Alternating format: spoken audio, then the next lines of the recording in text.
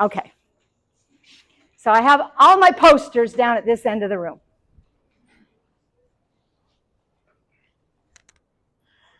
So welcome to Lakewood Ranch's fundamentals class. So shall I say not class, but workshop? Right here, right there. Sit on the box. That's perfect. So I am excited because this is the first time I've ever done a class doubled up like this, or a workshop. Usually we just have one at each station. So the first thing I'm going to do is introduce myself. Is there anybody that I've not taught classes to before? I'm Brent. Okay. My name is Pearl. All right, some of you know me well, and some of you kind of know me, and whatever that is, it's okay. I actually started with Club Pilates the first day they opened in Braden River 7 years ago. We're going to have our 7-year anniversary in a couple weeks. I started behind the desk. Within 6 months, I started teaching, so it's been 6.5 years that I've been teaching, and I live and breathe Pilates. I learned about it 25 years ago. Club Pilates made it accessible to me, affordable and accessible. And so for that reason, I really, have just immersed everything that I do in Pilates. And those of you who know me, know that that's what I like to talk about. So that's why we're here. What I'm going to do is take a quick minute. Some of you have already introduced yourself to your partner.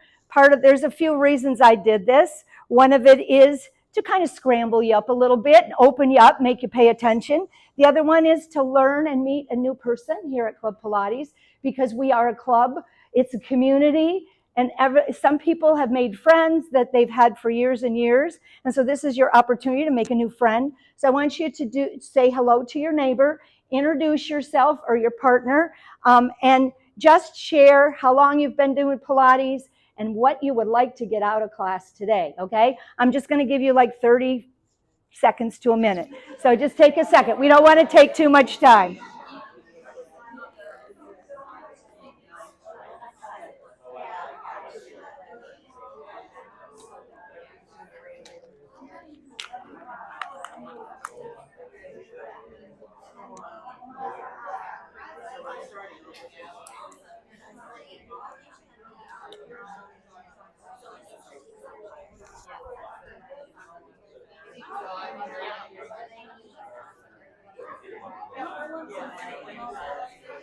Oh, you didn't have a partner.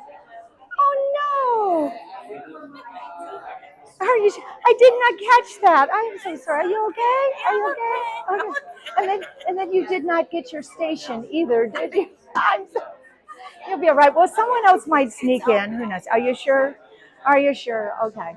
Well, we'll see how things go. Okay. I did not put a timer on, but I think that's probably enough. So let's talk about Pilates. All right. So this is the fundamentals class. And I like to start the class with a quote from Joseph Pilates. I'll quote him a few times maybe. One of his famous things to say is that health is a prerequisite to happiness. And he was absolutely enthralled with physical health. He was a very sick child. He learned all about the body, how it worked from all that different sources. No need to go into that. Those of us who love Pilates, especially the instructors, we know he was a genius. It amazes me when I start seeing and learning things, and Joseph Pilates did that a long time ago, okay? But the thing is, Joseph Pilates, he was German. In fact, I was born in Germany, about 60 miles from where he was born. It's about 70 years difference, but the one thing is I understand that German idea, work, work, work, hard, hard, hard. He never wrote anything down. So the things that we know about Pilates came from his protégés. They call them the elders. They went together and wrote things down, okay? And that's where we got all the things that we do. It's from Joseph Pilates. He just never documented and said, this is what you should do. He just made people do it. All right, so all of his people that followed him, years and years ago, came up with the principles of Pilates. And we're going to start by talking about those. And I'm just going to go quickly through them, because as we go through exercises, we're going to talk about how they fit in. So first, breath, all right? Who knows what we call Pilates breath? I don't have to answer it. Yes, you do. Breathe in, expand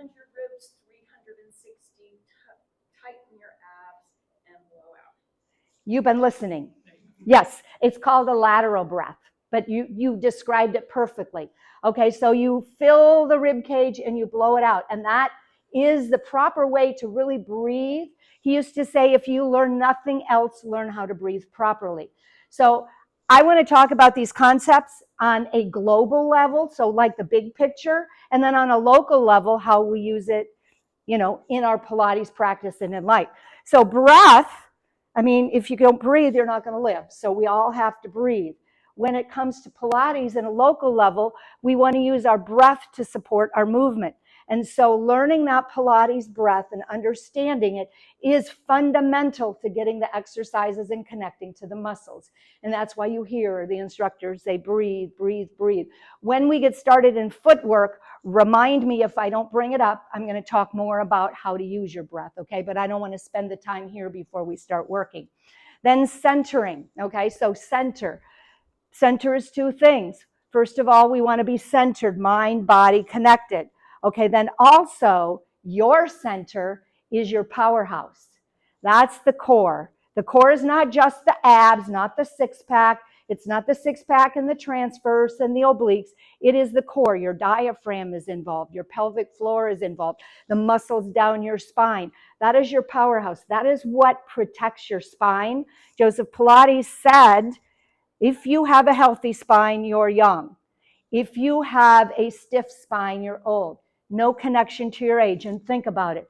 You see someone who's old and they're moving around and everything's working, they've got a healthy spine. You can see a young person that can barely move, and young, maybe not 16, but definitely I've seen people in their 30s that you go, that person walks around like they're 90, okay? It's about a healthy spine. So that's your center. Then we've got concentration, okay? You guys know about concentration in the class. So concentration, again, is that mind-body connection. In a big picture, you want to focus on what you're doing in a moment. So it's like being present to what's happening in class. Then on a more local level, when we say we're going to do a bridge and I want you to activate your gluteal fold, that's concentrating on one specific muscle. So you want the big picture concentration, you want the local concentration. Control. Slow and controlled. How many times have you heard slow down, slow down? Okay, so part of the reason that we say slow down is, and a lot of you look healthy, so you've probably been to the gym. You know, at the gym, what we do, we break that muscle down to build that muscle up. Let's get through this fast and go. Well, that's our biceps, triceps, quads, hamstrings. Those are the big muscles. Pilates focuses on the little muscles. Pilates focuses on a healthy spine, that we have our shoulders are stable, our hips are stable, our joints are protected.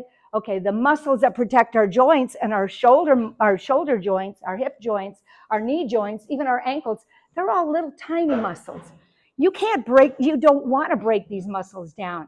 When you break those muscles down, you're in the doctor getting something, okay? So we want to strengthen them. So to get to them, to get that deep into your body, you have to go slow and controlled. Okay, so that's one thing. That's the more local level. On the global level, you want your mind to control what your body's doing. So I know some of you may have been in a class with me, and what happens, a lot of time what happens with people, and I always say, when you fall out of form, a lot of time, you don't mean to, your body's betraying you, okay? The body is so smart. It will get you to do whatever it is you're supposed to do, even if you shouldn't do it. Sometimes you could do a move or a stretch or whatever. You could, but should you? Maybe not.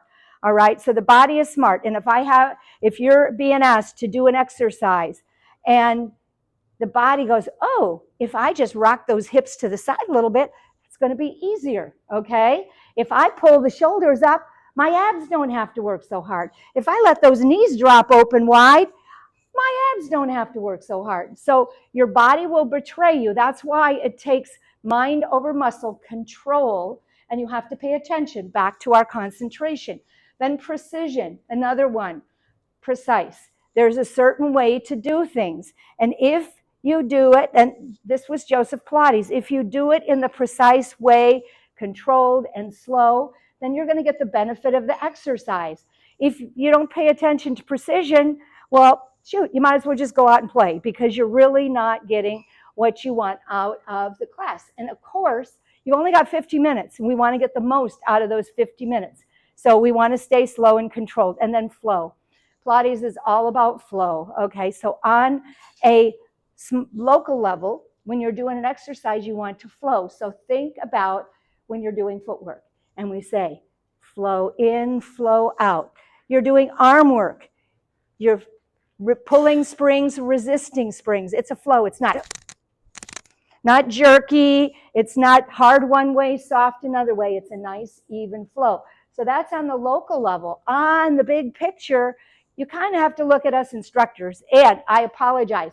You all saw Julie as you came in. Julie is going to be helping me today. She is a great assistant. We've done this before. She's going to be the one that comes around and pokes and prods and helps you find your form. Not that I won't be, but it's going to take two of us to handle all you guys. Anyway, if you do not like hands-on corrections, please, if we come near you, give us that look. We'll know, don't touch, all righty?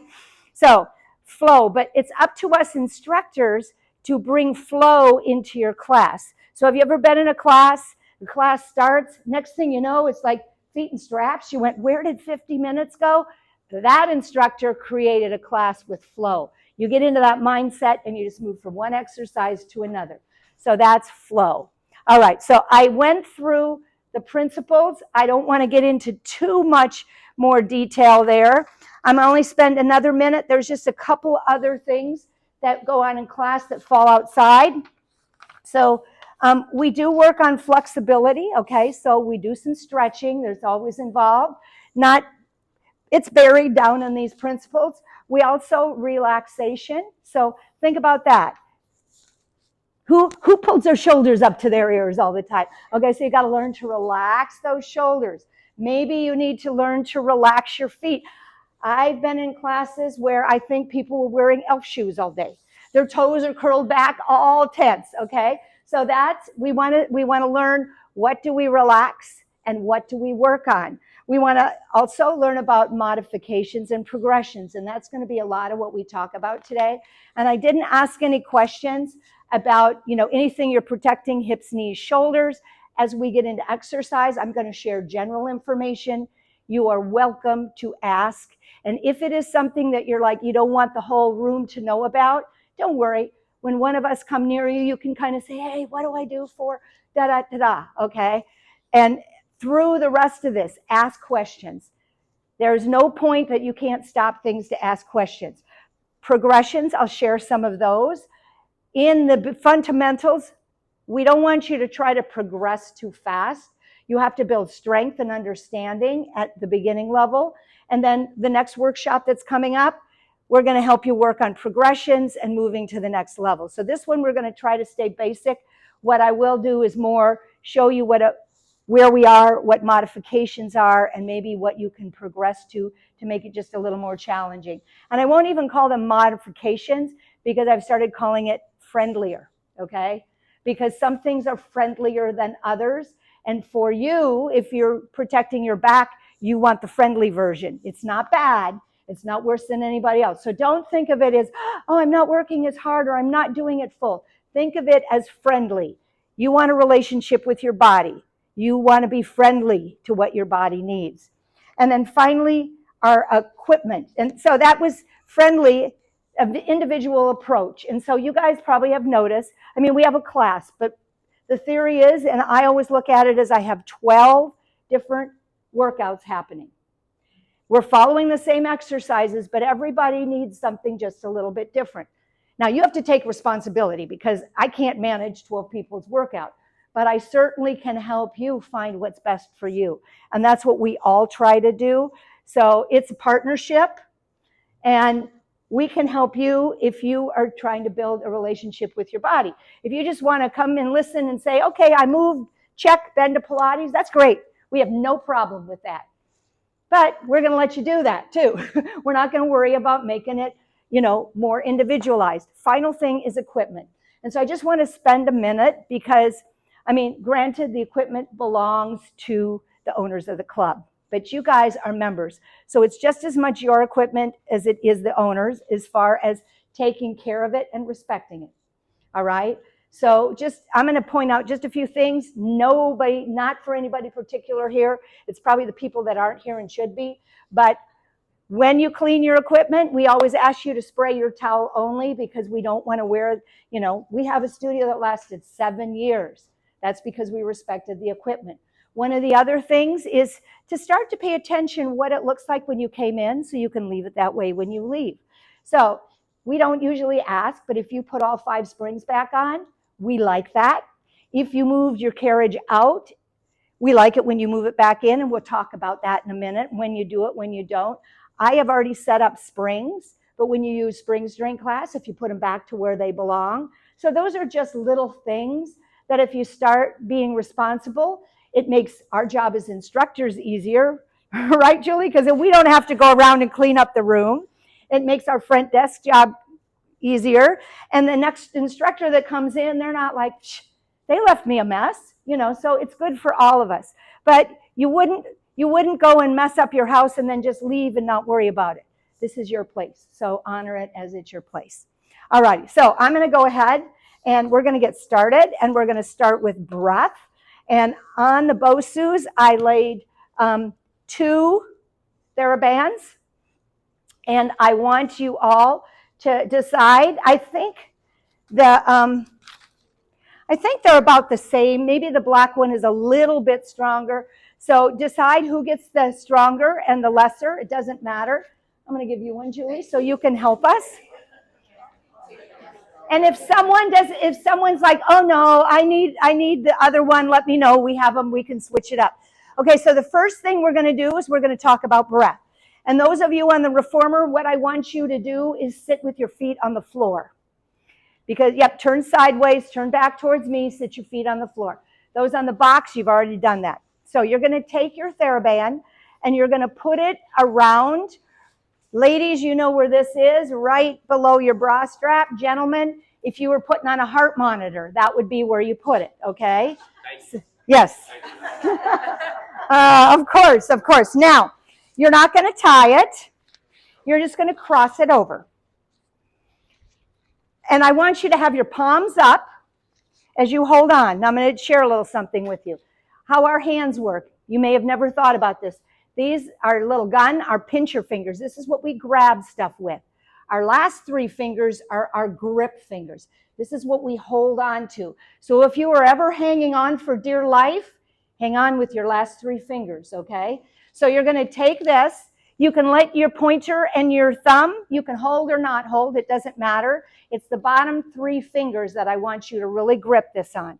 And then I want you, make sure it's nice, so don't let it bundle all up, and have it nice and smooth, because I want you to feel it. Then you're going to bring your elbows into your sides, and you're going to put it on like you're wearing a little corset. Gentlemen, I don't know what, no tie, just cross. I don't know what here, you're going to switch with me. You need more. All right. So, no cross, just cross, no tie. All right, so we've got some tension on it, all right? Now, whoops, a little bit lower, dear. Yes, the ladies need to be free. All right, sit tall, abs in, shoulders back. We're going to practice our breath. So put some tension on like you're wearing a corset. Take a big inhale and press your ribs out so you feel that band press in the back, in the front, in the sides. In through your nose, blow it all out your mouth and feel the band relax. Inhale. Feel it. Can you feel it come into your back? And then blow it all out. Feel the band relax. Beautiful. Another big inhale. Ribs expand. Exhale. Blow it all out. So can you now feel, whoops, you're a little high. Bring it down. All right. Yeah, there you go. Now it's better. All right. Does everybody feel now what a Pilates breath should feel like?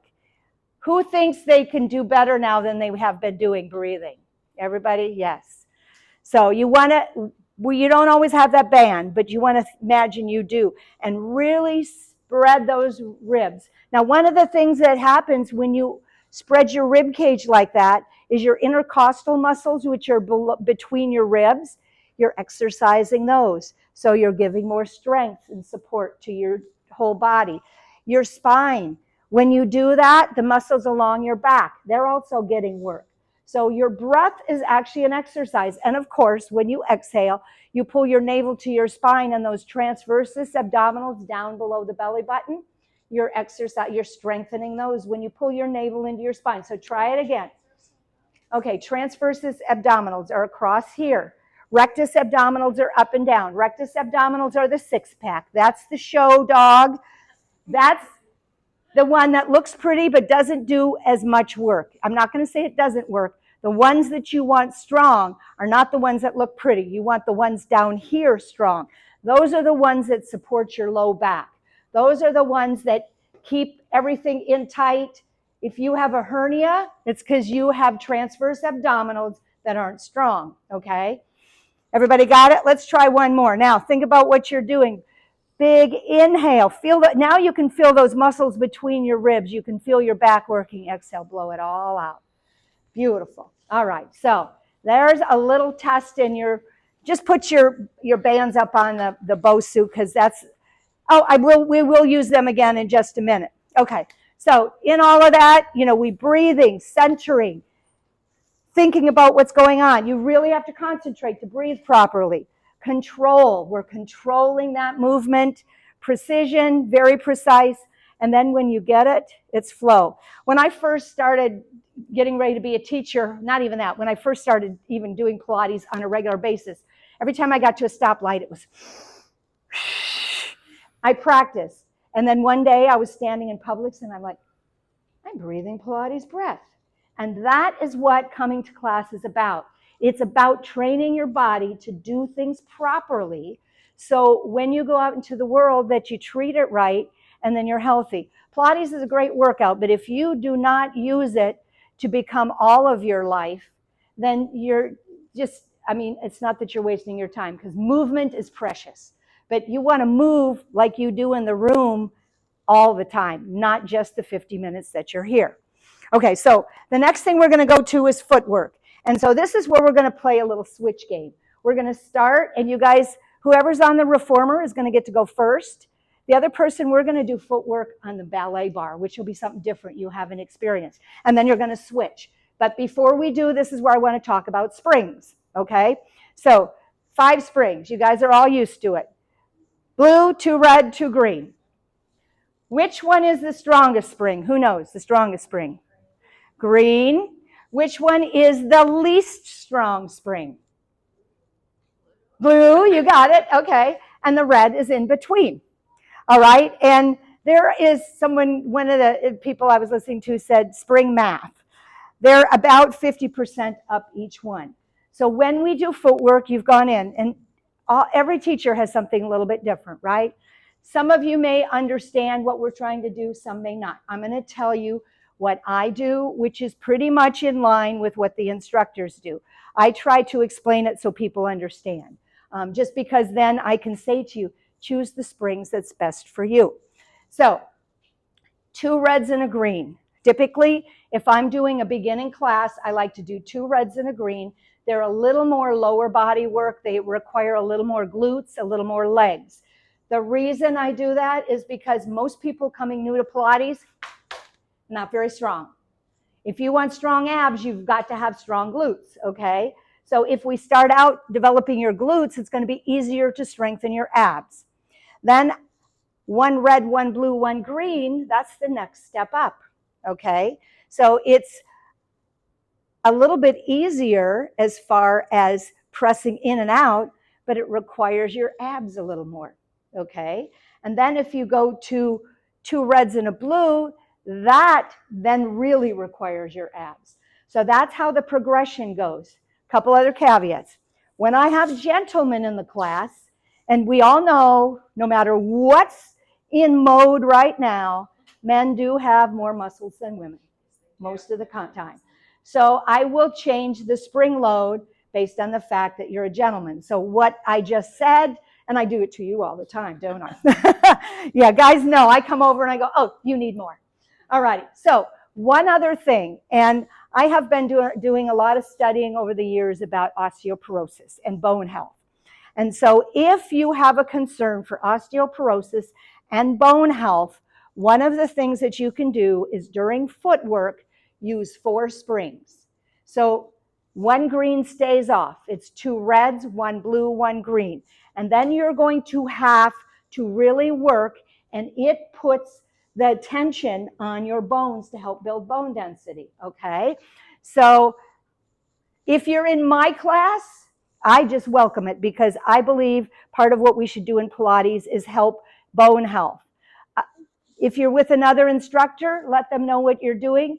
If they go, yes, go ahead, perfect. If they say, I want you to use 2 reds and a blue, then you listen to your instructor, okay? You need to listen. Whatever the instructor is directing you in your class, that's what you need to listen to. But I'm empowering you with knowledge, so when you're given the opportunity to choose, you can choose what's best for you. Okay, so with that being said, those of you who are on the reformer, choose the springs that you would like. Oh, we do. I'm sorry. I did not see. Here, see. Osteoporosis.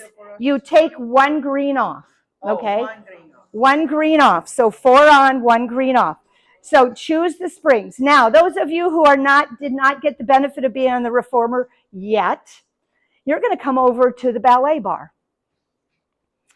And we're going to do, so think about what you hear about being on the reformer. It's like doing squats on your back, right? Guess what you're going to get to do. But before we start, I have to make one important distinction. I'll bring this forward. Okay, so I want everyone, whether you're standing or on the reformer, to put your feet in Pilates V. And then I want you to take a look at this poster. Oh, yes. Thank you. That was another thing I need to talk about. So, yes, gear bar. Most of you ladies are not on the tall side. We move the gear out. So you'll find some people move the gear out. Sometimes you show up and the gear is out. Typically, we try not to move the gear out. But if you're tall, you need more leg room. The key is when your feet are on the reformer, you want your knee over your hip. If your knee's in here like this, that is too much flexion on your knee, okay? If you have knee issues, this may be too much, okay? You may need your knee forward. Anyone with a knee replacement, anyone with knee issues, we need to move the carriage out. So let's go ahead. So if there's anyone that needs an adjustment for your knees, Julie and I will help you, all right? The best thing to do, especially if you're new, is let the instructor help. These gears work, kind of precariously, and if you don't move them right, they'll get whopper-jawed and they'll get stuck. Thank you. I appreciate that. All right. So everybody's ready? Now, Pilates V feet.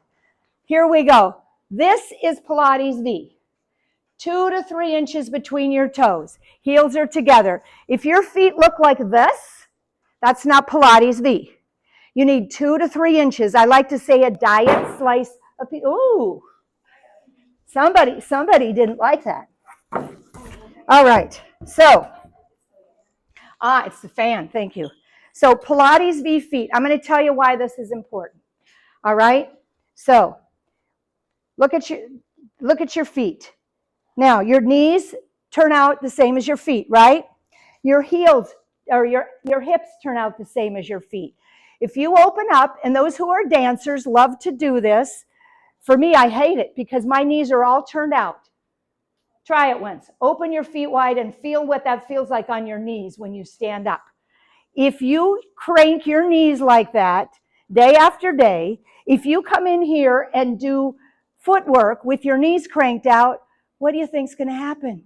Your knees, your tendons on your knees are not going to be happy. So I correct feet all the time, and I'm sure people don't realize what I'm doing. But I try to tell you it's to protect your knees, okay? So the next thing is go ahead, lay down. Those of you now who are at the bar, you're going to do a nice squat. And I don't want you to do a deep squat because we don't do deep squats on here. So when you're standing, you're just going to come down shallow. Down she out. Yep, you can stand sideways so you can watch. Beautiful, whatever. I'm doing that to keep my balance. You guys have a bar to hold on to.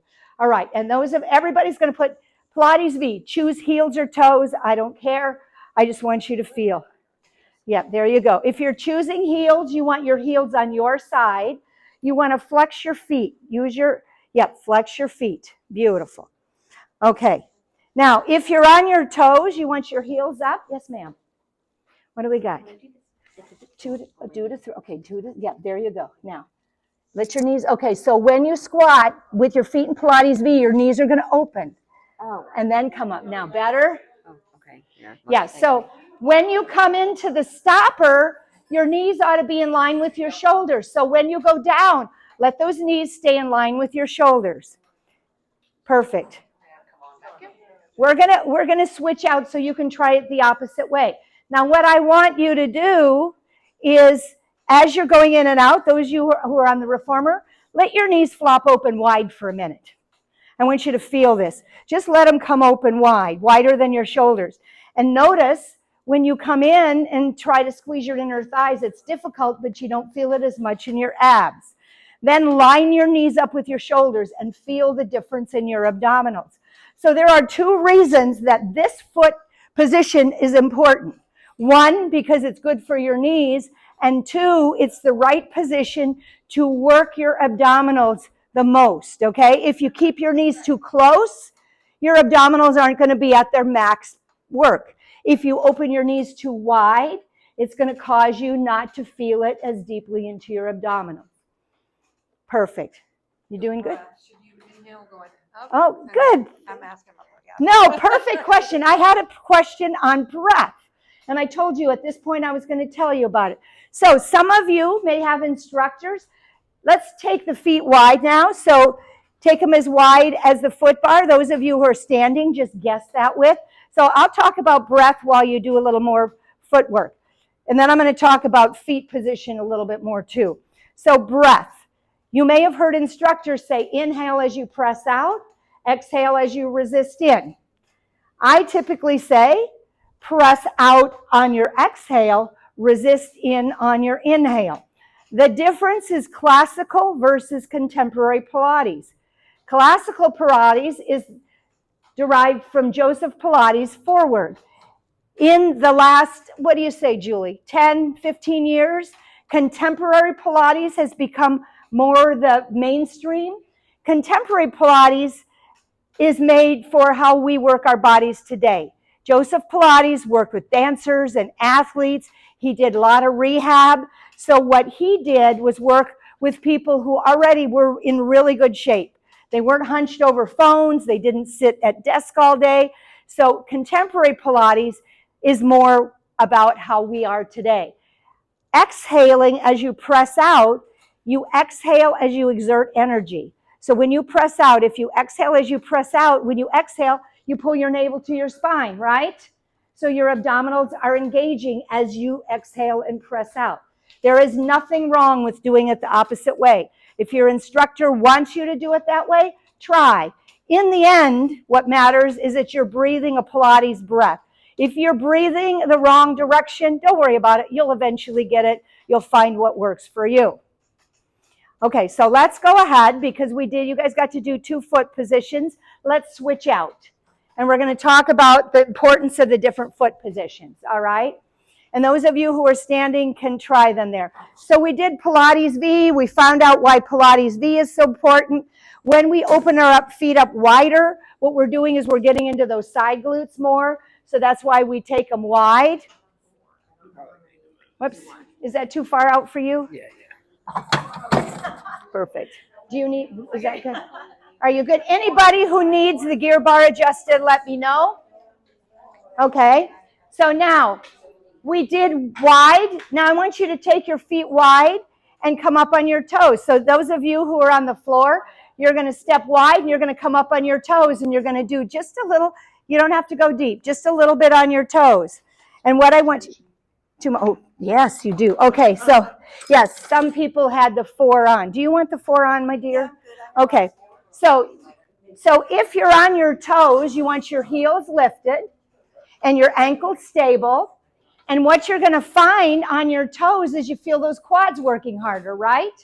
Just hover a little bit. You don't have to be high on your tiptoes. Notice the quads working harder? All right. That's enough. Normally I'm like right in. Okay.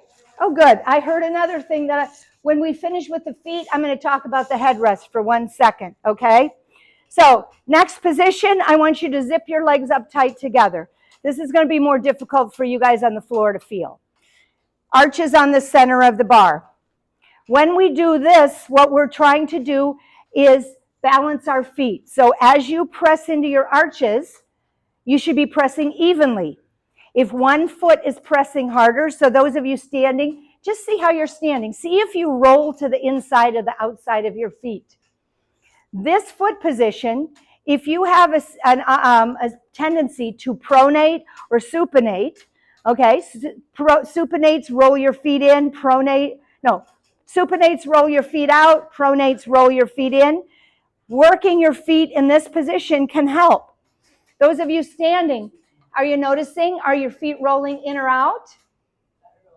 Yes. So I bet your shoes wear that way. Absolutely. Guess what else wears that way? Your knees, okay? And it can go all the way up to your hips. So there is a good reason to straighten it out. Perfect. All right. So while we're here, and when you come back to the reformer, the people that are standing, you can test this. Come back into the stopper. We're going to check. I heard headrest. So we want to look at what's going on with the headrest. I always like to suggest you try to keep it flat if that's possible, all right, because it's designed for the natural curve of your neck. Now, if you have neck issues, you might need support. We have little cushions. I've had a couple people where I actually rolled up towels so they could put a little support underneath. Of course, if you have something going on, you need to apply whatever you need. But when you're laying on the reformer, when you lay down, you want your nose pointing to the ceiling. So if your nose is not pointing all the way up, and let's bring you down 1 notch, how does that feel? That's good. And there you go. Your nose is pointing to the ceiling. So that's how you tell. So sometimes people bring the headrest up too much or too little. I want you to try once too. Oh, you've got the cushion on. You know what I'm going to do for you? We're going to take, I'm going to take, okay, so this is, if you just need a little bit support, you want something under your neck, take a couple towels, roll them up, see how that feels. How does that feel? Okay, maybe you need another towel, but that other was a little too high. Now, Julie, what do you think? Do you agree? You didn't see it before when she had that. Yeah, well, go ahead. You check her out and help her. So one of the things that you want to do is you want to make sure that you don't extend your neck too much or tuck your chin too much because you're going to end up with neck issues, okay? So let's see where we are. Okay, so we got last foot position is our calf and tendon stretch. If you're on the reformer, toes on the reformer, come up on your tiptoes. If you're standing, you can do this too. You're just going to drop your heels, come up to your toes. Drop your heels, come up. Legs are straight. Press the carriage out. Legs are straight. Drop the heels, come up to your toes. So those of you who would like to strengthen your ankles, this is an exercise you can do at home. Okay, because that's going to build strength in your ankles, and it's good for your calves. Last one is our prancing. Again, for the ankles, for the calves, stretch out the tendons, and you all know that. And this is possible to do standing too. You do not have to be on the reformer. Does it feel better on the reformer? Yes, it does. But this is something that you can do. Everybody good? Beautiful. Okay. Any questions on footwork? All righty. Are we good to go on to bridging? All right. So, nope, you can stay where you are. So those that are on the mat, you're going to bridge on the ground. I want your head towards the springboard, your feet towards the center aisle. Now, if you need more space, move that box away. But we're going to use the box in a second. I also want everyone to grab their TheraBand again. So grab a TheraBand. So we do bridging in warm-up. So it's partially to warm up your body. but we also are building strength in your glutes. Now, I want everybody, the people on the floor, feet are on the floor. If you're on the reformer, I want you to put your feet on the platform. And of course, if you've been in classes, you know bridging, your headrest must be down. So if you have a cushion under your neck, you can't do that either. All righty, perfect. Arches should be on the middle of the platform. And then you're going to take that TheraBand. Feet are about 1 fist apart, and you're going to bring it across your shins just below your knees.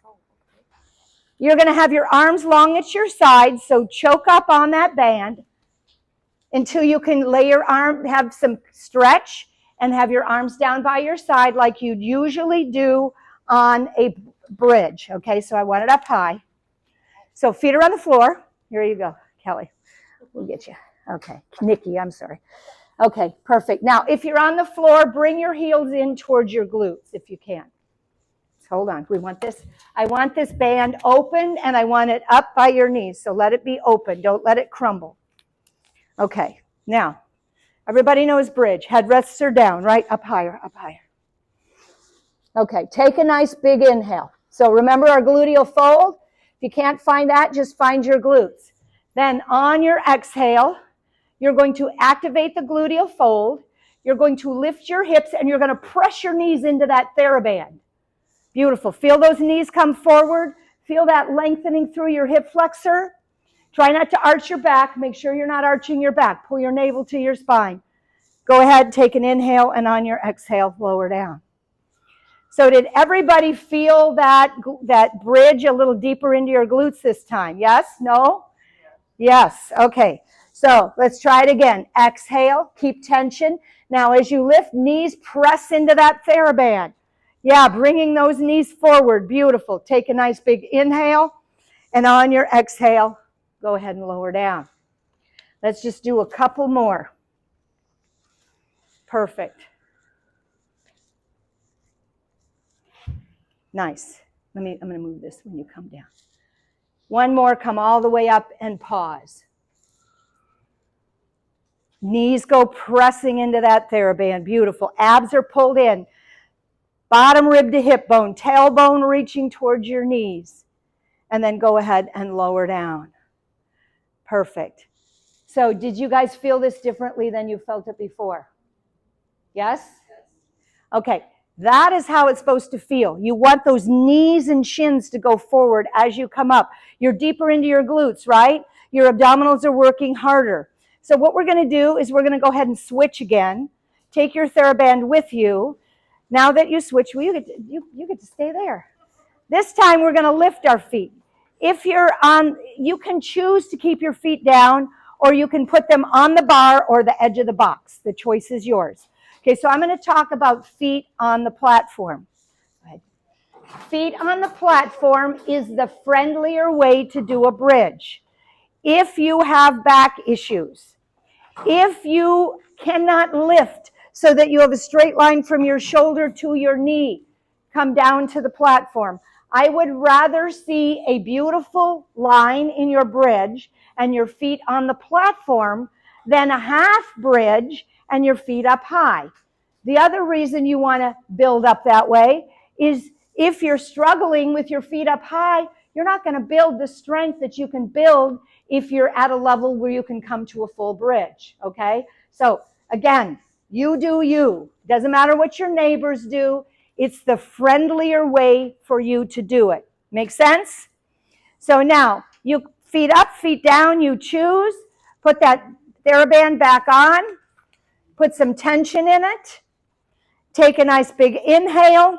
And then on your exhale, press down into that foot bar. Lift your hips on up. Beautiful. Take a nice big inhale. And then on your exhale, lower down. Nice. Feeling the difference here? Yes.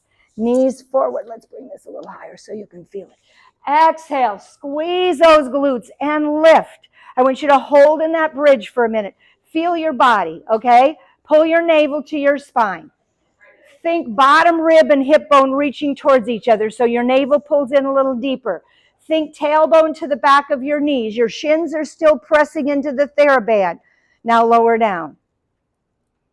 Beautiful. So you should feel a little, almost a little stretch in those hip flexors. Did anybody feel that? Stretch in the hip flexors?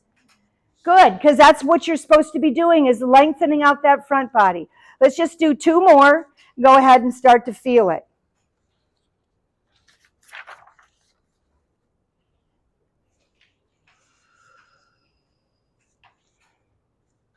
Perfect. And then go ahead. Lay down. So now we are finished with our TheraBand. And we've finished our bridging. Anybody have questions on bridging? Everybody? Oh, yes. I got 2. We'll get 1 here, and then I'll come down there. It feels better down here. Why? Pardon me? It feels better when I'm doing it down here. Like, Well, your feet aren't up as high. I feel like I'm getting my back in a better position. Well, okay, so the question was, it feels better on the floor. Think about on the floor. You're on the mat. You have a harder support. When you're on the reformer, you have a cushion support. For some people, it might be better to be up high. For others, it's better on the floor. There is no reason that when it comes time for bridging, and I've had classes where a person will jump up and lay down on the floor. But the other option, you did it with your feet down on the platform. Was it better with your feet on the platform? Okay, you answered it. So don't put your feet up. Keep them down on the platform. That's what's friendly for you, okay? Now, I had another question, but I bet it has to do with osteoporosis, doesn't it? No? No, osteoporosis. Oh, that's for footwork. For footwork. Okay, springs. Okay, go ahead. Sorry. My question is, so in the bridge, you exhale as you lift the hips up? Yes, because you want to activate the glutes. So you squeeze the glutes, pull the abs in, come up. So just think about it. Anytime you want power, where's your power? In your powerhouse. How do you activate the powerhouse? You pull your navel to your spine. The easiest way to do that, exhale. Okay? The other way to do that, squeeze the inner thighs, and that also comes up there. Okay, so something I had a question about springs. Or I didn't, but that made me think about springs. So when we're doing footwork, it's harder when there's more springs. When you're doing bridging, it's harder when there's less springs. So if your hamstrings start to bother you, okay, a lot of people who are new. Oh, okay, was that your question? Okay, so here's the remedies for hamstrings. Number 1, come down to the platform. It's not going to get into your hamstrings so hard. Number 2, if you feel you must keep your feet on the foot bar, reach your toes forward, okay? Before you start to lift, activate your glutes, because when your hamstrings cramp, what's happening is your body is having a little battle within. Your glutes are not as strong as your hamstrings. Your hamstrings are like, I'll get you there. And then when they get there, they went, oops, I probably shouldn't have offered. So if you activate your glutes first and lift it up with your glutes, your hamstrings do not have to work so hard. They'll still work, but not hard, and they won't cramp, okay? I have actually done this in the beginning when I had lots of hamstrings, and I pulled up, my hamstrings started to cramp. I squeezed my glutes harder, pulled it out of my hamstrings. So I know that's the answer. So reach the toes forward, squeeze the glutes first. If that doesn't help you, you need to add a spring and get more support, okay? So more springs helps make it easier. Your goal when you come up into a bridge is not move the carriage. So you should be on your arches then? Like, you're not Yes. move forward if you're on your heels, right? Right. Okay, no. So thank you for asking. So foot positions. I always say arches with your toes forward. So you want your feet on top. Somebody want to be my model and lay down? Let's do it here in the middle of the... All right. So you want to bring your feet all the way on top with your toes forward. And I will actually come and hold people so they can see how it feels. See how her feet are? Do you want to try to come up into a bridge? Is it okay? Perfect. See how she did not even move the carriage because she pressed down and her knees come forward. You can go down. Thanks. So that's the foot position. The friendliest foot position is arches on the foot bar. Now, some people like to do heels. I saw you do heels. You want to demonstrate your heels real quick for me? So when you put your heels, now think about first thing, you got your arches, you've got your arch surface. Now, less surface, going to be harder, okay? You don't have to go up unless you want to. She's good at this. All righty, beautiful job. But don't curl your toes. Relax those toes. There you go. All right, go ahead and lower down. The third option, which I never recommend, but if I see someone doing it, I just let them go. There you go, toes. When you go into your toes, your hamstrings better be tough.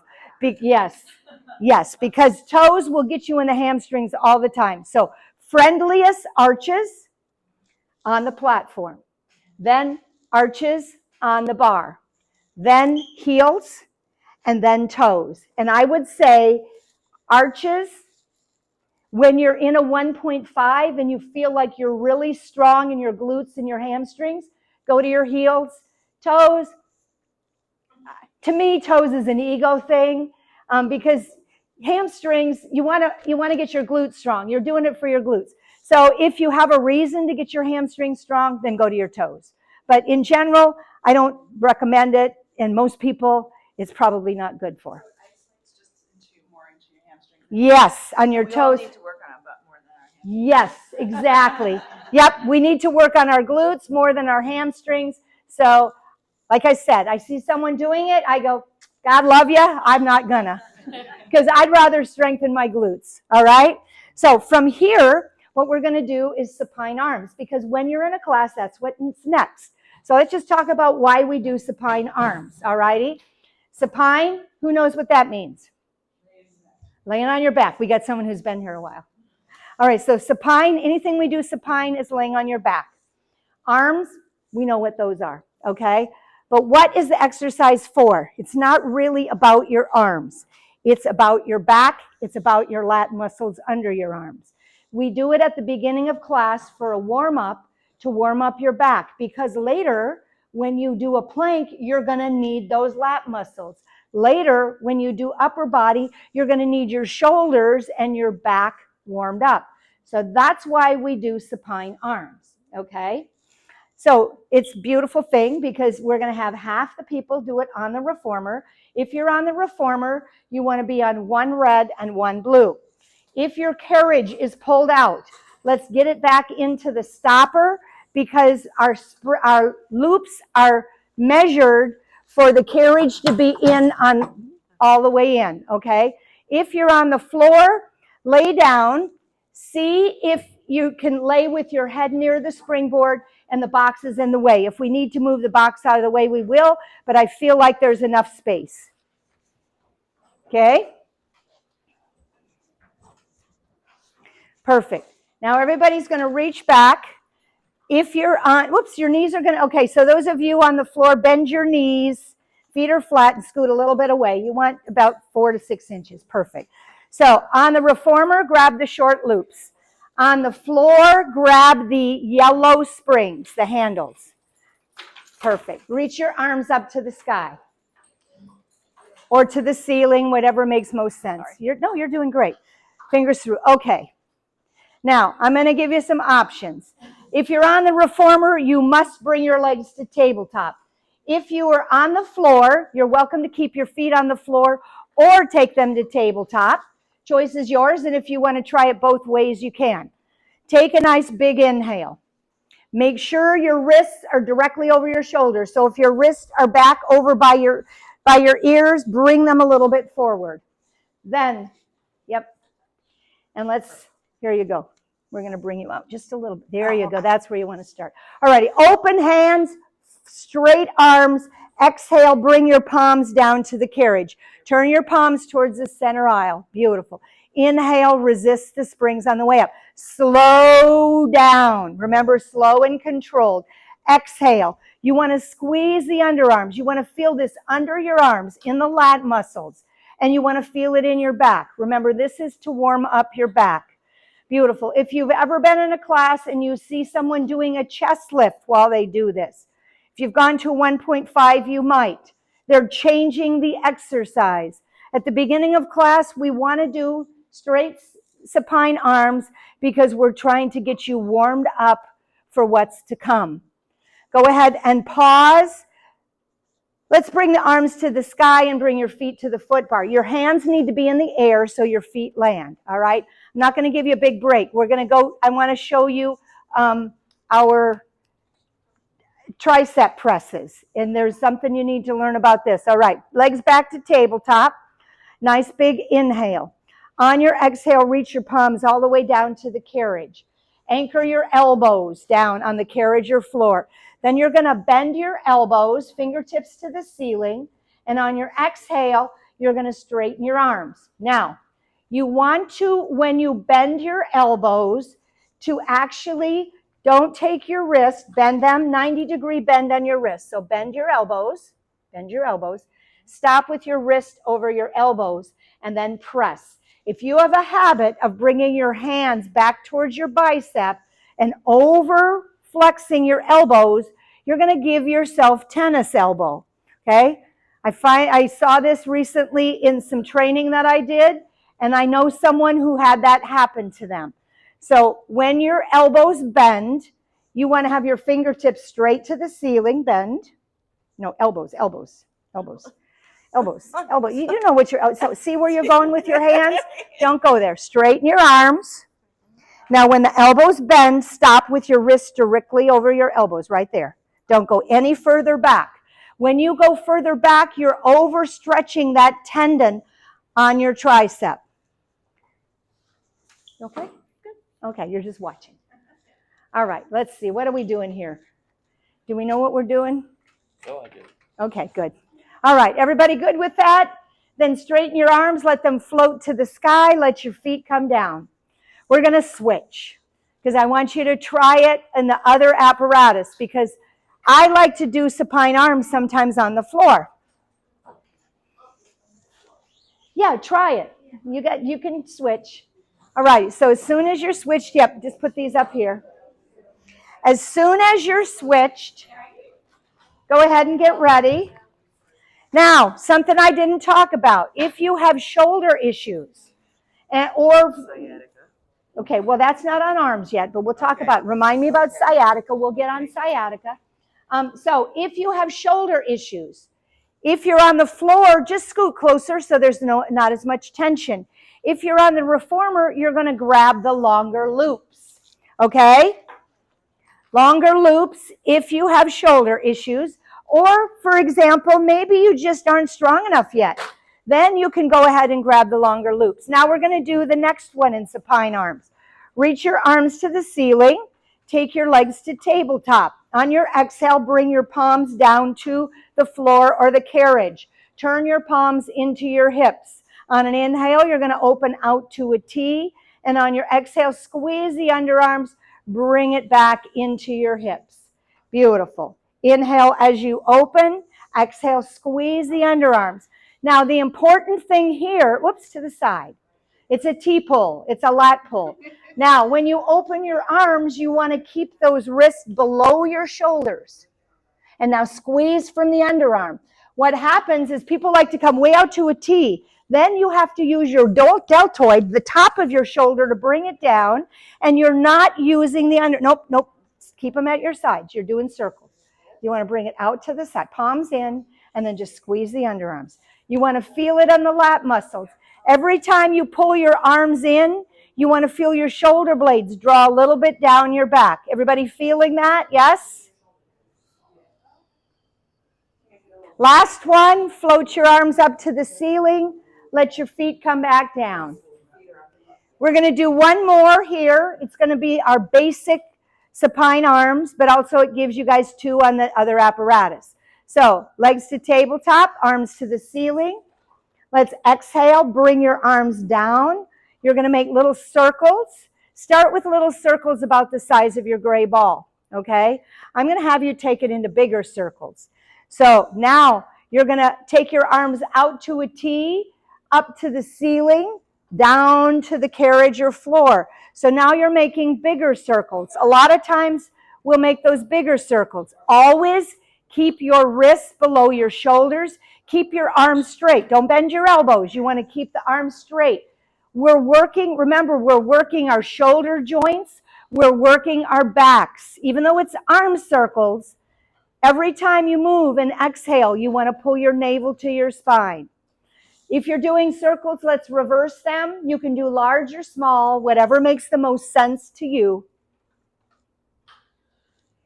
And just do a couple more, and then we'll go ahead and pause for a moment and see if we have any questions. So can you feel this is for your back? All right? It's not an arm exercise. It is to build strength in your back. Yes, question. I feel it mostly in my abs just from being in tabletop. Is that like Good. Yeah, okay. No. Good question. So somebody said they feel it more in their abs from being in tabletop. So that's part of the exercise.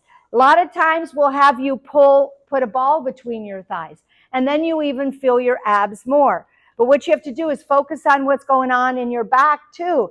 There's where our concentration comes in, because the purpose of the exercise is for warming up and strengthening those back muscles for shoulder stability. You want to have stable shoulders. But you know, Joseph Pilates. like holding down here makes this like Okay. Okay, so you just showed me something. So she just said, I feel like holding down here makes this shake. Guess what? Did you see what just happened when I did that? Holding down here, my ribs popped and my abs released, okay? So you want to pull your navel to your spine. You want to knit your ribs. It's a dance. It is a true dance. You want to activate your core and then work from the shoulders. Would that be considered a flat back? Like she'll say flat back and then Flat back means, okay, imprint, flat back is an imprinted spine. We didn't talk about that earlier. Let's talk about that now. That's great.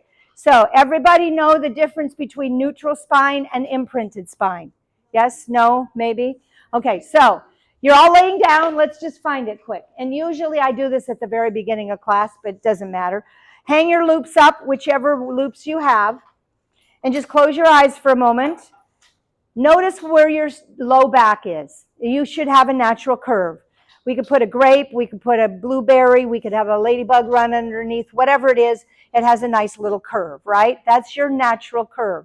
Now, when you exhale, I want you to rock your hips towards you. So you don't lift anything.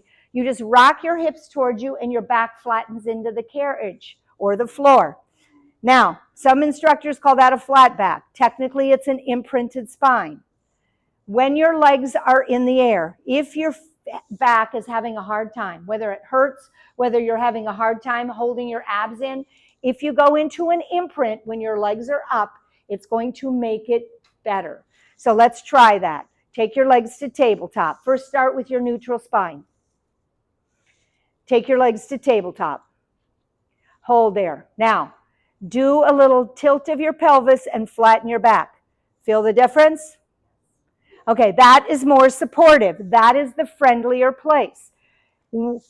Instructors won't always tell you to do that, but if you need it to protect your back, you need to know to do that. So that's one of those things that being connected to your body, if you get into a position, and maybe it's just today, maybe normally you're fine in neutral spine, but you lifted too many boxes moving this weekend, and your back is bothering. So this week you're going to imprint your spine. All right? Sometimes, talking about osteoporosis, you want to protect your low back. So again, imprinting your spine will give you more protection than a neutral spine. Our goal in Pilates is to have our spine in its natural position. And we don't want to teach our body to always be in that imprint, but we also don't want to hurt our backs. So again, you have to decide what is best for you. How's everybody doing? Good? All right, so that's typically our warm-up. I'm looking at the time. I don't know if we're running ahead or behind, but we're going to just talk about a couple things. So I'm going to talk about ab work, all right?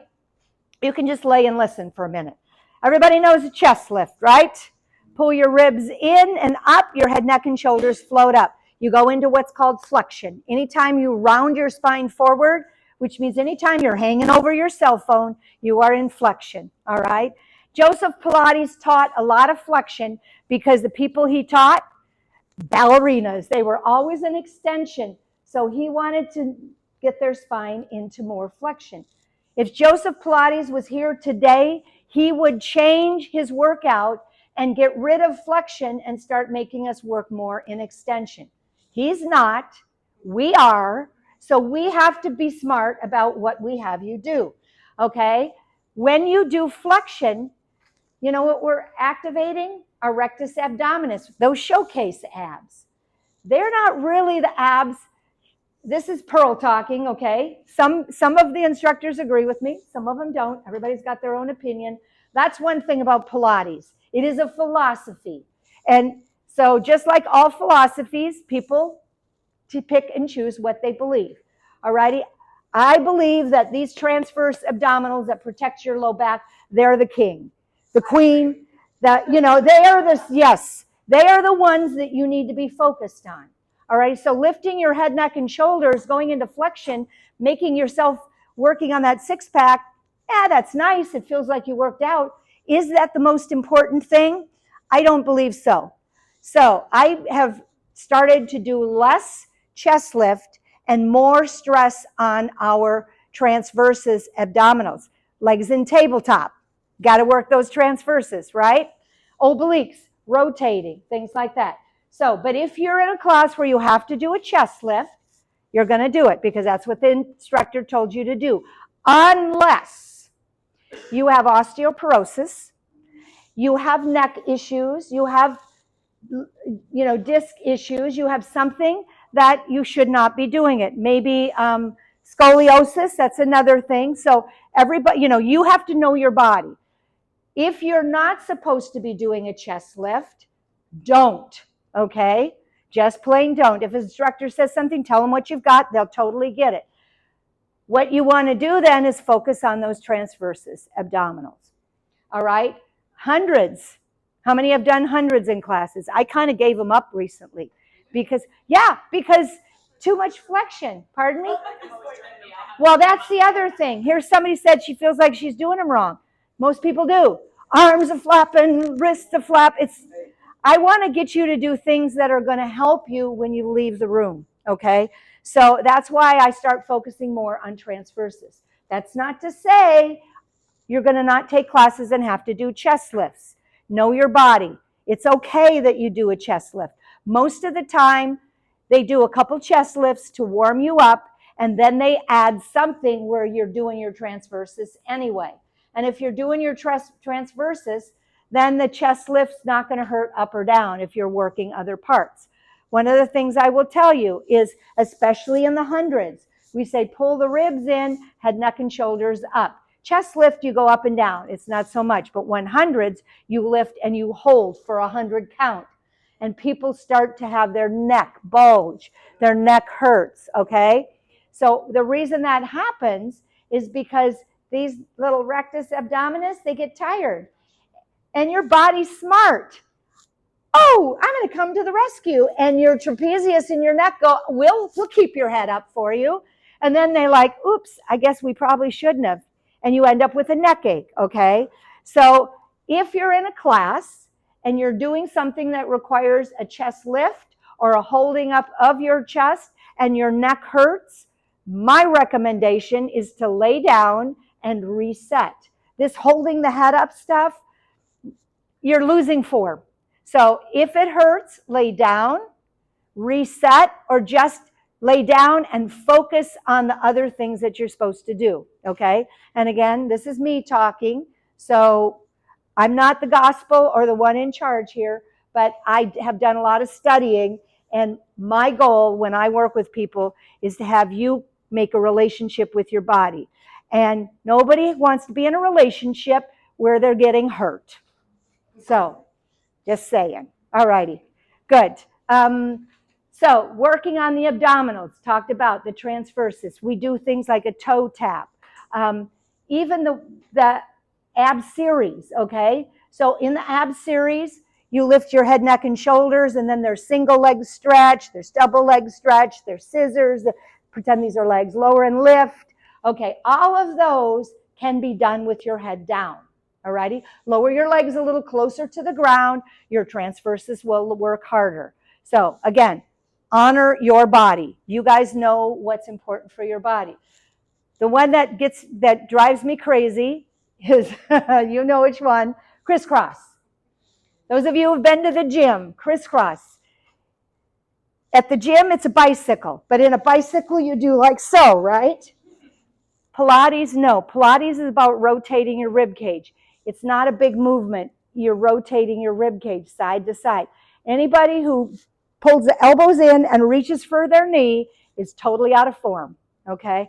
And I've even changed, I've kind of modified it so you focus on the rib cage and it's not even a real crisscross anymore, but you feel it in your obliques.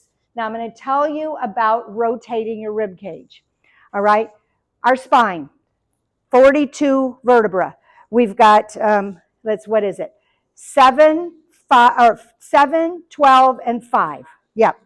The 12 in the middle behind your heart, that's the part of your spine that was designed by whoever designed us to have the most flexibility. What part do we flex the least?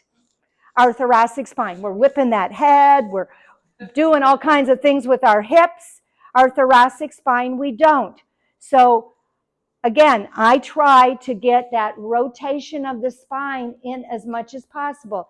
And people don't even get it. It's like your hips are still and you rotate and see how my shoulders and my head are following my rib cage. People want to go, okay?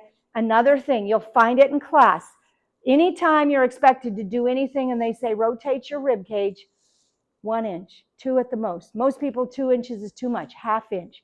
You want to learn how to rotate that rib cage. When you're reaching around in the back seat to grab your kids or smack the back seat driver, you do not want to go from the hips and the neck. You want to rotate from the rib cage, okay? This is how you want to work in life. If you end up working your neck, well, this is how you twist your neck out too much because you're not rotating your whole body, okay? It's how you throw your back out because you're making your back do the work. So if you start looking at glutes are supposed to work, your rib cage is supposed to rotate, that thoracic spine, that lumbar spine, we want to protect them. I'm kind of getting a little, I don't know if I'm getting off or not. What do you guys think? Is this good information? Okay, good. Because, like I said, you're going to get pearl philosophizing on Pilates. All right, where are we? So we talked about that. Chest lift, we talked about toe taps. We might come back because I want to get through everything. We're going to do a little upper body, a little lower body. A little lower body. And then Julie has agreed to do a demonstration on planks, the right way and the wrong way, okay?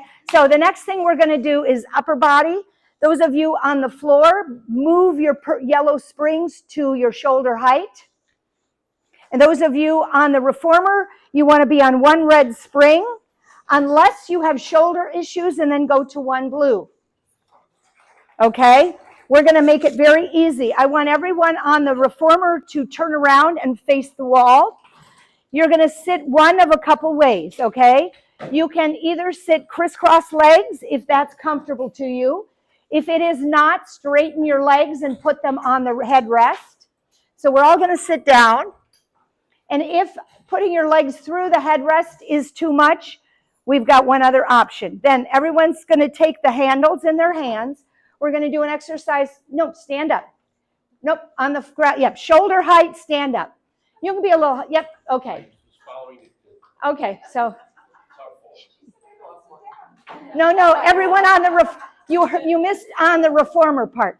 Okay, chest expansion. The reason I'm going to do this is I think this exercise should be done every class because it's for your posture. Your palms are going to be towards the center aisle. Short loops, long loops if you've got shoulder issues. So those of you on the reformer, short loops.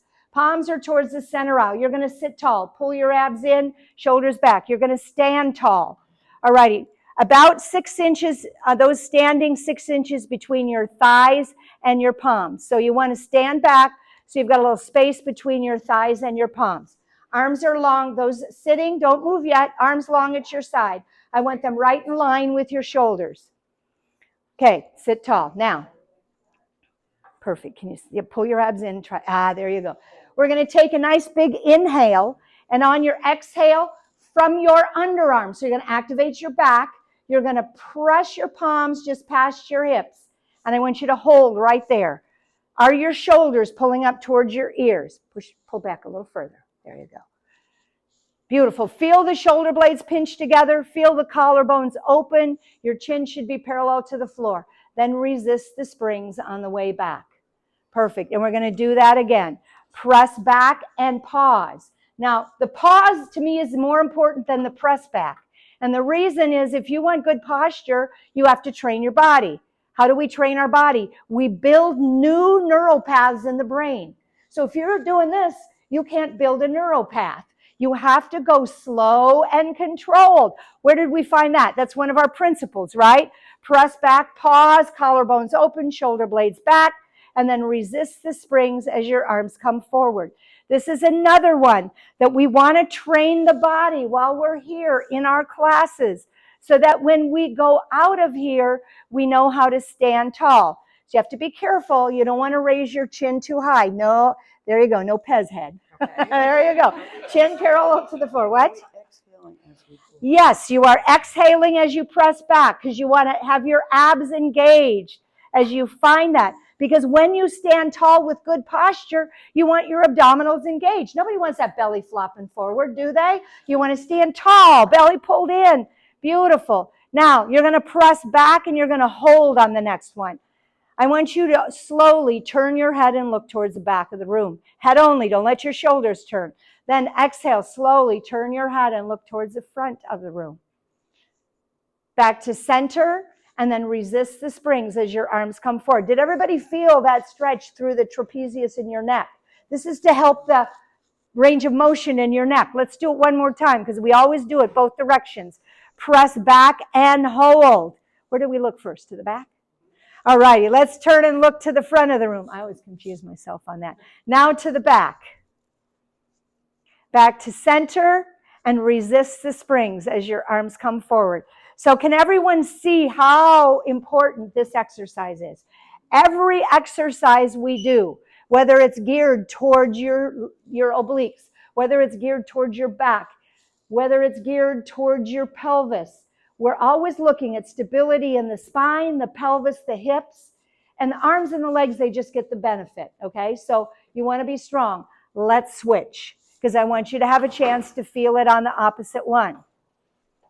Everybody doing good? Any questions on chest expansion? No, we're good? Get ready, Julie. It's almost time for a demo. All right, so this time you're going to sit, those on the reformer, you're going to sit just like your partner did, either crisscross legs, legs long through, sit tall. Now, this is going to be our narrow rows. So at the reformer, step back. Long arms, long springs, palms facing each other. On the reformer, you can hold the straps. If you wish, you can come to the tops of the straps and hold the little piece in between. Or if you'd also like, you can hold up and above the buckle. All right? Sit tall. Chin parallel to the floor. Abs in. Now, you're going to drive your elbows towards the center aisle. And then you're going to resist the springs as you come back. Don't move your feet.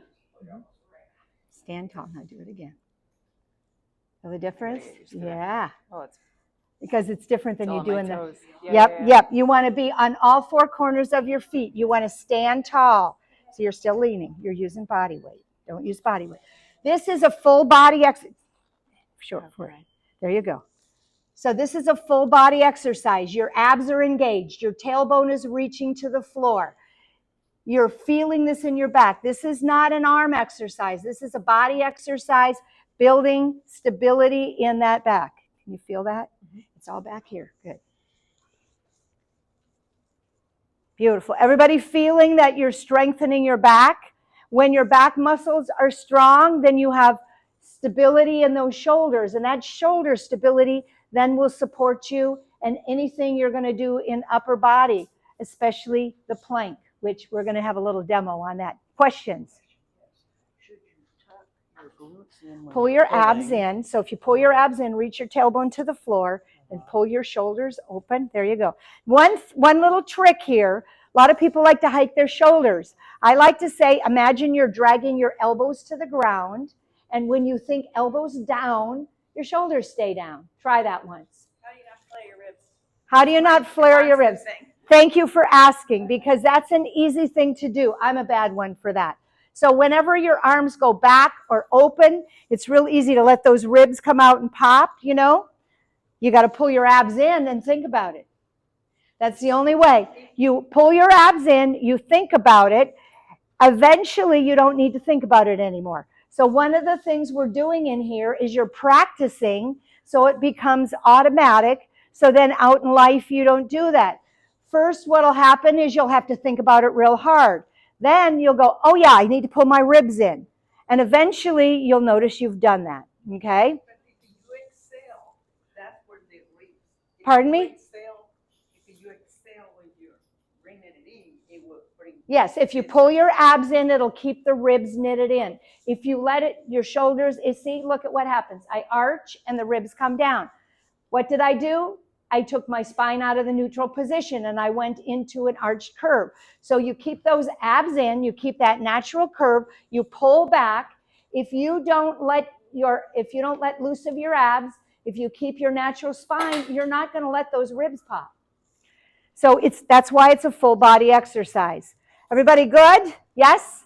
Okay, so I'm going to have you all take a seat, turn around for a moment. We're going to talk about the plank, and then guess what? Everybody's favorite. Feet in straps. All righty, so plank is a full body exercise. Except for it's got more than 4 letters. All right, so plank is a full body exercise. We pretty much do them every class. Maybe not in center and balance. I will do a bird dog, which is a variation on a plank. Probably not in restore. But every other class, you're going to see them. So you want to learn how to do them right. Now, there's modifications. Some people aren't strong enough. Some people can't, get down on hands and knees. So some of the modifications are to do it at the ballet bar. All right? Yes, Julie can go ahead and there you go. Julie's going to show you. Now, when you do it at the ballet bar, go ahead. Let's see it correctly. Beautiful. See how she's a plank, like a board at Home Depot. Now, let's lift those hips. There you go. This is what I see a lot. When you do this, your abs aren't working. Go ahead and lower them down. When you pull your abs in, get flat, your abs are working. All right? You could do the same thing. Forearms, let's see, we don't have an empty reformer, but you can take your forearms on the reformer. Yeah, just jump up so she can, okay. She'll show you right. Yep. Forearms on the, no. Forearms on the reformer, not this one. We're not, that's level 1. Oh, that's hello. 1.5. I'm sorry. Oh, no. Okay, I'll show. Sorry. No. Okay, so this is if you're not ready to go to the floor. This is another option. So if you're like, ballet bar, too friendly for me, then you come here. Friendlier than on the floor. Okay, sometimes we'll use the Bosu. Now, some people have toe issues or foot issues, and they're like, I can't curl my toes under. All righty? They actually take the roller, right behind you, Julie, and they will put the roller under their feet. And Put the tops of your feet on. put your tops of your feet on the roller. So if you have any kind of foot or toe issues, maybe just this week you stubbed your toe and you can't do a plank this week. You don't have to curl your toes under. Plank like that. Some people have wrist issues. Okay? So there's 2 options for wrist issues. One of the options for wrist issues is to do a forearm plank. Okay? Another option, get yourself some weights and keep your wrists straight. Okay? So if you have wrists that you can't be on, that's it. Now, if you have osteoporosis, being on your wrist is dangerous because with osteoporosis, wrists, hips, Yeah, wrists and hips are the two main things that you end up breaking. Your femur bones, your wrists, your forearms. So if you have osteoporosis and it's severe, and if you're not sure how severe it is, I do know about the T-scores and you can ask me about it, okay? But you want to strengthen your wrists, and that's another story. When I do a workshop on osteoporosis, I'll go into all of that. So let's see. Now let's go ahead, put the box up. Julie is going to demonstrate the knee plank. So now you want to get to the floor, but your shoulders still aren't strong enough to take your toes all the way out. So here you go, knee to hip. She's in a plank. Notice, let's raise those hips once. That's not a knee plank. I'm not sure what to call it. All righty? Go ahead. Back to the knee plank. Now, one of the things I like to do is actually cross ankles. That's okay. You're okay with that too, right? That's not about, some people this is more comfortable than just having their feet dangle. So if you're doing a plank and you have your hips high in the air, so let's go to a full plank and we'll show them what that looks like. Because I've actually had people that, go ahead. Oh, more than that. Come on. Yeah, there you go. If you're doing your plank like this, you need to do a knee plank so you build the strength in your abdominals and your shoulders. No shame. Remember, it's your workout. Nobody's watching you. The only person that's judging you is the one between your ears, okay? None of us are judging you. I would rather see a strong knee plank than someone with their hips in the air doing the other. Yep. Go ahead, back to your plank. So same thing, hips in the air. Now what I want you to do is do a sway belly. There you go. See how she's let her belly drop? She's arching her back. Her back's going to stop. Don't do this long because that's going to kill her. If you're doing a plank and your back hurts, that's probably what you're doing, okay? So now you guys are going to have lots of opportunity to practice this because it happens in every class, but now you'll have some ideas. We're not going to talk about the plank on the reformer. There is, pardon me? No, that's okay because that's the next level. I also do a plank standing up with the TRX. I'm not going to take the time today. Maybe if you take a class like on the level 1 and you actually stand up and you balance in the TRX, it's really a nice way. No, it's actually nice. No, it isn't. It's actually easier than on the floor. Okay, anybody have questions about planks? So, when she was doing the full plank there. Yes, like, yes, on the floor, yes. I also thought it was more diagonal, but it seemed to be like more straight on. Diagonal. Well, your feet are shorter than your shoulders. So. Yeah, it's not flat. You don't do it like that. You're not doing a plank like that. In your forearm. Okay, so the plank is your body. Your abs are in from your shoulder to your heels is a straight line. Okay. Now, what angle it is at depends on how big of feet and long arms you have. Or a forearm plank would keep you more flat back. Yeah, see, forearm plank. See, she's in a beautiful plank, but now this is lower. Now if she comes, Okay, that makes sense. yeah, see, it's all about the length of her arms and the size of her feet. The plank from here to here is a straight line, just like a board you get at Home Depot. Plank. Okay? Thank you, Julie. Great job. Great job. I know. There you go. Yes. So, burn that image in your mind and you can copy it, right? All right, beautiful. Let's go. We are actually, if anybody needs to leave, we just hit 90 minutes, but I will never, ever skip feet and straps if you want it, okay? So, for feet and straps, what we're going to do is those on the reformer, you should be on one red, one blue. On the floor, we're going to use the purple springs. Let's move the box out of the way.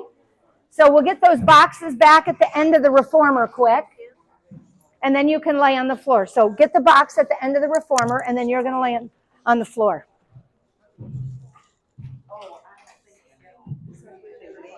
Yeah, long loops on the arches of your feet. Go ahead, lay back, long loops on the arches of your feet. We're just going to do very quickly here. One red, one blue. Purple springs on the floor. They're already set. So you want to have your head about 6 inches from that bar if you're on the floor. Yep. Oh, you haven't done this before, have you? Oh, yes, you did. Okay, so tailbone is anchored. This is the most important thing, to have an anchored tailbone. Then choose. I'm going to let you choose. Your feet can either be parallel or in Pilates V. You have got to have an anchored tailbone. Oh, put your feet in the loops, hon. Yeah, purple ones. Reach back, get those purple ones. So, tailbone must be anchored. You want your abs to be able to engage. Now I'm going to ask everybody, take your hands into a diamond shape, put your thumb right on your belly button, and let your fingers go down towards your pubic bone. So right now your hands should be flat. Your legs are up towards the ceiling. If your fingertips start to go up towards the ceiling, that means your pelvis is moving and you've gone too high, all righty? Keep those hands flat on your abdominals and go ahead, and we're going to exhale and lower the legs down to about 45 degrees. If your fingertips start to point to the floor, your pelvis is moving. So I want you to do a couple, holding your hands there to feel. I want you to also think about your low back. Are you feeling it flatten into the carriage? Are you feeling your low back arch? That's another way to tell whether you have a neutral spine. So when we do feet and straps, it's about pelvic stability. The neutral spine is the most important thing. All right, let's go ahead and pause. Let's just do a couple circles. Don't want to do too many. Just start making circles. I'm going to let you make circles any way you feel like, large or small, and I'm going to explain to you what you want to pay attention to. We need to make circles. Each leg goes in its own direction. Now, the higher you take your legs, the friendlier your circle. Bigger circles are more of a stretch. Smaller circles are about control and building strength. Either way you do circles is going to be rotating that femur bone, the joint in the socket. So you get the same thing either way. Now, as you're doing your circles, do you feel your low back flattening and arching? Because what you want to do is continue to maintain that neutral spine. Reverse your circles and take them in the opposite direction. Perfect. Everybody maintaining their neutral spine, yes? It depends on what your instructor tells you. It depends on how it feels. Usually they're just relaxed when you do this because it's more about the hips than it is about the feet. Alrighty, go ahead and bend your knees, come in. We're going to switch out because I think everybody should have a chance to feel it both ways. Couple more minutes. I'm going to run you guys over about 10 minutes, but that's okay. Oh, Julie, we should take a picture with everyone too, okay? And we can do it on my camera. All righty. So switch out quickly as you can. Get your feet in those straps as quickly as you can. You get to stay unless you want to try it on the floor. All right. So the next one this is where precision for me is very important. It's called a frog. Everyone seems to think they need to look like a frog, which is not the case. When you do a frog, that's just the name of the exercise. So I want you to take your feet in Pilates V. Take them up towards the ceiling, anchor your tailbone. On an exhale, lower them down to 45. Make sure your back is not arching. Legs are long and straight. Legs are long and straight. Feet are in Pilates V. Now, very slowly, listen. You're going to bend your legs to tabletop. Knees open up the width of your shoulders. Shins are parallel to the ground. Hold right there. If your knees are over your belly button, you've come in too far. They need to stop right over your hips. Now, as you exhale, I want you to squeeze your heels. Then squeeze the inner thighs. Press your legs long to the center aisle. And then go ahead, as you inhale, resist the springs and come back to that tabletop. Exhale, press it out nice and long. And then bend your knees and gently come in. I'm going to help you. All right, bend your knees, come in. Knees open, shoulder width, shins are parallel. Pause right there. Now squeeze the heels, and as you press through your feet, squeeze the inner thighs to lengthen. Perfect. So this is to build strength and stability in your hips. But guess what? If you're not using your abdominals, you can't get those legs to the center aisle. Now, I had a question earlier about pointing or flexing feet. If you've got this mastered and you're controlling it properly, you can press your legs long and point your toes and then flex your feet as you come back to that tabletop. But if you bring your knees in towards your belly button, I know it feels good, but it's a stretch. It is not the frog. It is a derivative of the frog. Nothing wrong with it. It just depends on what the purpose of that exercise is that day. And if the exercise is truly for a deep stretch, then no problem. But if we're trying to build strength in your hips, build stability, then you want to do it properly. All right, press your legs long, float them up towards the ceiling, keep your tailbone anchored. Do a nice point and a flex with your feet. Get a stretch on the backs of your legs. Then inhale, open your feet wide to the sides of the room. Just pause.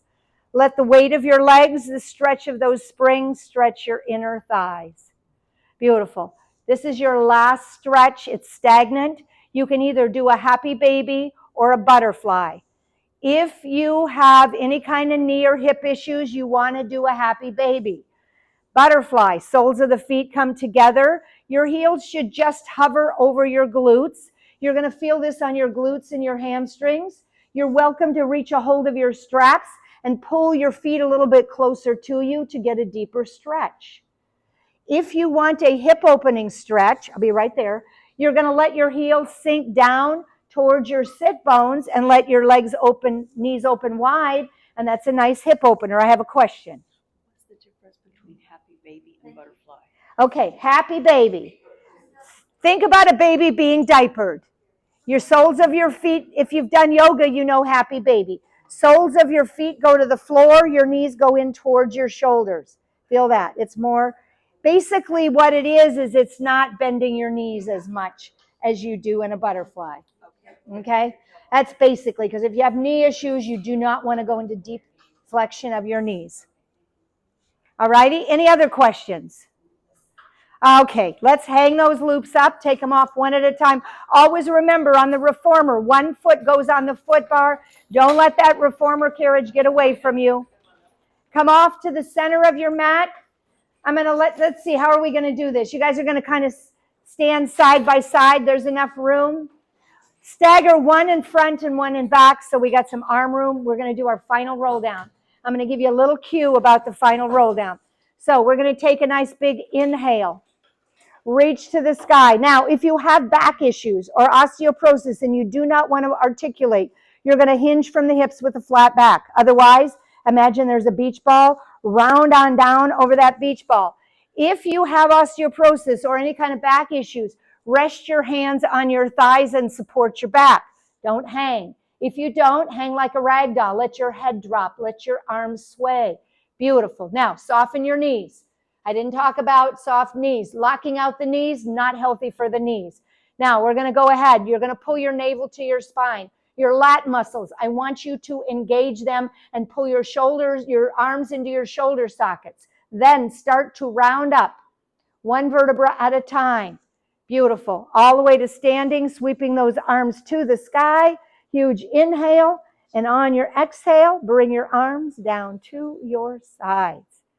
Fabulous job. Did everybody learn something? Yes. Are there any unanswered questions?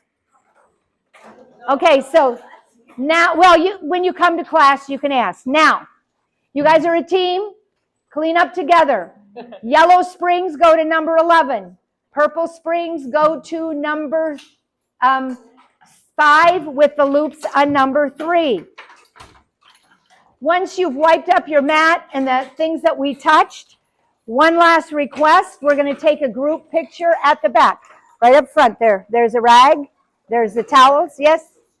The spray, all the spray is just on the other side. Right there. I didn't see it. Yep, I know. Something different. Oh, that's just our, here, I'll help you with those. Okay. Perfect.